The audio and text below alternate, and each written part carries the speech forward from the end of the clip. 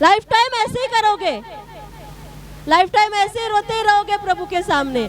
मान लो एक बच्चा है ना, बाप बैठा हुआ है आराम से, सब कुछ देख रहा है, और बच्चा हर बार आकर उसके सामने बस रोए ही जा रहा है, उसको अच्छा लगेगा? नहीं, है ना? वचन में लिखा रोने का भी समय और हंसने का भी। वो समय और ऋतुओं को बदलने वाला परमेश्वर है। Hallelujah, hallelujah. तो पिता को अच्छा लगता है कि उसके बच्चे उसके सामने आनंदित और मगन रहे। हम देखते हैं ना, बाहर मंदिरों में लोग जाते हैं ना, कैसे जाते हैं? घुटने फूट जाते हैं, ऐसे घुटनों के बल सीढ़ियाँ चढ़ते हुए ऊपर जाते हैं। ऐसा परमेश्वर देखेगा अपने बच्चों को तो खुश होएगा। ते असे असे असे लोळत लोळत लोळत लोळत जातात मंदिरामध्ये। अगर क्या हमारा बाप हमको बोलेगा कि तू आना है तो ऐसे ही आ मेरे सामने, ऐसे बोलेगा? Hallelujah, hallelujah. आप लोग समझ रहे हैं? वो चाहता है कि उसके बच्चे जब जब उसके सामने आए, कैसे आए? आनंदित और मगन होकर, धन्यवाद की भेंटों को लेकर। कितने लोग धन्यवादों की भेंटों को लेकर आए? हम जो भेंट यहाँ चढ़ाते हैं ना, वो भेंट नहीं बात कर रही हूँ मैं, धन्यवादों की भेंटें हमारे हृदय से निकलने वाली। प्रभु तेरा धन्यवाद, प्रभु तेरा धन्यवाद, जो कुछ तूने मेरे लिए किया वो धन्यवाद। दाऊद यही कहता है कि मेरे मुख से निकली हुई स्तुति और धन्यवाद तुझे उन बलिदानों से अधिक भावता है। हम कितना भेंट चढ़ाते हैं, कितना दान में हम डालते हैं, उससे भी ज़्यादा प्रभु हमारे अंदर से निकले हुए उन धन्यवादों को देखता है और पसंद करता है। Hallelujah, hallelujah. अगर हमने बहुत बड़ा नोट उस दान पात्र में डाला, हाँ, अगर हमने 1000 का 2000 का उस दान में डाला, लेकिन हमारे मन से धन्यवाद ही नहीं दिया हमने प्रभु की आराधना करते हुए, तो उस भेंट का कोई मतलब। प्रभु म्हणतो मला तुझे पैसे नको, मुझे तेरे मन का वो धन्यवाद, वो आदर, वो बढ़ाई किया जाना, वो स्तुति किया जाना, मुझे वो चाहिए। Hallelujah, hallelujah, hallelujah. उसकी आराधना करने का, उसकी स्तुति और बढ़ाई करने का, चाहे जो भी हालात हो, प्रभु चाहता है कि हम उसका धन्यवाद करें, उसकी स्तुति करें, उसकी बढ़ाई और उसका जय जयकार करें। कैसे? एक स्वर से, ऊंची आवाजों में, साजों के साथ, आनंदित और मगन होकर, कि हमें ये पता है कि जब हम उसकी आराधना करेंगे हम बंधनों से छूटते चले जाएंगे, है ना? गीतों में हम गाते हैं, आराधना में है छुटकारा, आराधना में है। आप प्रार्थना करोगे तब छुटकारा होगा, ये तो सही है, लेकिन आराधना में छुटकारा है। हाँ, आराधना में चंगाइया है। आराधना के समय आत्मा से भरा जाना है, आराधना के समय दुष्ट आत्माओं का निकाला जाना है। हालेलुया।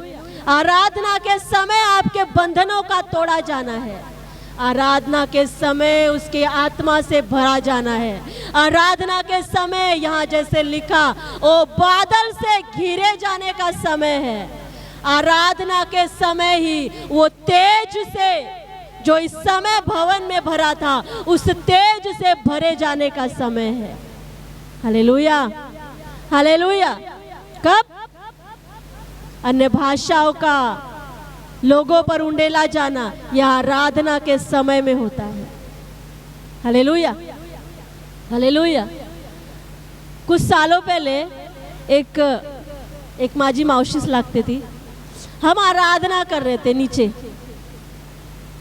ऐसे ही बैठे थे, कुछ ही लोग बैठे थे बस, और आराधना चल रही थी। सब लोग आराधना में मगन है, कोई किसी को नहीं देख रहा, सब की आंखें बंद और वे गीतों को गा रहे और आराधना कर रहे। ती मावशी दर्शन बघते, एक बोट मी बघितला म्हणे आणि तो माझ्या पायाला येऊन असा टच केला, तिच्या पायावर काही वर्ष आधी एक वीट पडली होती, विटाभट्टीमध्ये जी काम करते ती वीट तिच्या पायावर पडली, तेव्हापासून तिचा पाय तेवढा सुन्न झाला होता, बिल्कुल निर्जीव असल्यासारखा। हालेलुया। आराधना में जब वो मगन है और खोए हुए हैं, एक दर्शन को, वो छोटे से दर्शन को देखती है, एक उंगली वो अपनी तरफ आती हुई देखती है और वहाँ जहाँ वो सुन्न पड़ा हुआ उसके पैर का हिस्सा है, वहाँ वो टच उस उंगली के द्वारा किया जाता है। और जब आराधना खत्म हुई वो अपने पाँव को चेक करती है, बोलती है मेरा पैर अब वो सुन्नपना नहीं है। हालेलुया। वो चंगा हो चुका है। ये कब हुआ? कब हुआ? कैसी आराधना में? जब अपने आप को भूलकर मगन होते हुए और स्तुति करते हुए, बढ़ाई करते हुए जब उसकी आराधना की जा रही थी, तब ये हुआ। अगर वो बोलती प्रभु माझ्या पायाला चंगा कर, माझ्या पायाचा सुन्नपणा दूर कर, तो वो चंगी नहीं होती थी, गारंटी। Hallelujah, hallelujah. प्रभु को काम करना है तो वो ऐसे माहौल को चाहता है कि वो आराधना का माहौल हो, वो स्तुति का माहौल हो, वो धन्यवादों की भेंटों का चढ़ाया जाना हो, उसकी बढ़ाई किया जाना हो। हालेलुया। उस समय में परमेश्वर, वचन में लिखा, वो स्तुति रूपी सिंहासन पर विराजमान होता है। कहा?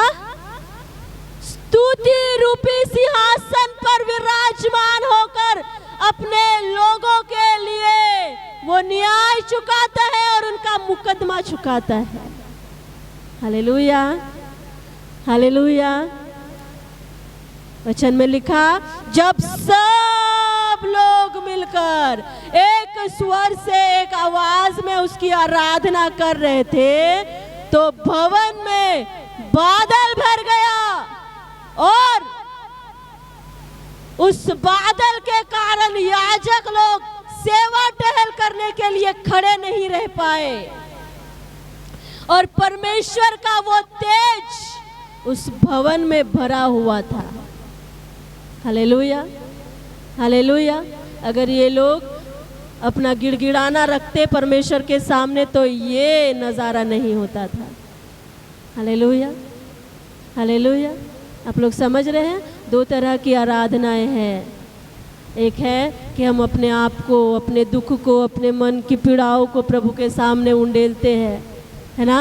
ये एक तरह की आराधना है। और एक तरह की आराधना ये भी है कि हमारी प्रॉब्लम्स चाहे जितनी भी हो, लेकिन फिर भी हम उसकी आराधना, उसकी बढ़ाई, उसकी स्तुति कर रहे हैं। ये एक आराधना है। हालेलुया। इस आराधना में जहाँ आप टूटे हुए हैं, वहाँ भी प्रभु आपकी प्रार्थनाओं को सुनता है। लेकिन यहाँ ये ऊंचा लेवल की आराधना है। हालेलुया। सारी प्रॉब्लम्स के बावजूद हम उसकी बढ़ाई कर रहे हैं, उसकी स्तुति कर रहे हैं, उसकी आराधना कर रहे हैं। ये ऊंचे लेवल की आराधना है। आमेन, आमेन। तो हमें इस लेवल पे जो हम अभी तक थे, हमें अब नेक्स्ट लेवल की आराधना में जाना है। हालेलुया। ताकि वो बादल का घेरा जाना, वो पवित्र आत्मा की उपस्थिति का घेरा जाना हम प्राप्त करें, है ना? उस तेज से भरे हुए स्थान को अपने बीच में हम प्राप्त करें, हम देखें। और जब ये उपस्थिति आएगी, बंधन अपने आप टूटते चले जाएंगे। आपको उन बंधनों के टूटने के लिए बहुत स्ट्रगल करने की, बहुत गिड़गिड़ाने की ज़रूरत नहीं पड़ेगी। आमेन, आमेन, आमेन। क्या कह रहे थे सब लोग? पढ़ा आपने? वह भला है और उसकी करुणा, वो भला है और उसकी करुणा, वो धन्यवाद के शब्द, वो बढ़ाई के शब्द, वो आराधना के शब्द, उसका असर ये है ना? Hallelujah, hallelujah. हम चाहते हैं कि इस आराधना से आप नेक्स्ट लेवल की आराधना में कदम रखो। Hallelujah, hallelujah. कितने लोग चाहते हैं ना, अपने मन में लगता है कि जैसे यहाँ पर हुआ, उपस्थिति से पूरा वो स्थान भर गया था। है ना। हम चाहते हैं कि उपस्थिति से ये स्थान पूरा भर जाए। हाँ, तो रड़ गाने वाली आराधना में वो नहीं हो पाएगा, वो स्तुति और बढ़ाई की आराधना में वो होगा। Hallelujah, hallelujah. हम चाहते हैं कि उसका तेज हमारे चारों ओर भरता चला जाए, है ना। तो ये इस वाली आराधना में नहीं होगा, वो यहाँ होगा। Hallelujah, hallelujah. आप लोग समझ रहे हैं परमेश्वर का वचन क्या कह रहा है? आप लोग समझ रहे हैं? दाऊद कहता है, मैं दुखित हूँ, मैं पीड़ित हूँ, लेकिन मैं तेरी स्तुति और तेरी आराधना और तेरी बढ़ाई और तेरा धन्यवाद करूँगा। Hallelujah, hallelujah. आप लोग तैयार हैं उसकी आराधना करने के लिए? आप लोग तैयार हैं उसकी आराधना करने के लिए? आप लोग तैयार हैं उसकी आराधना करने के लिए?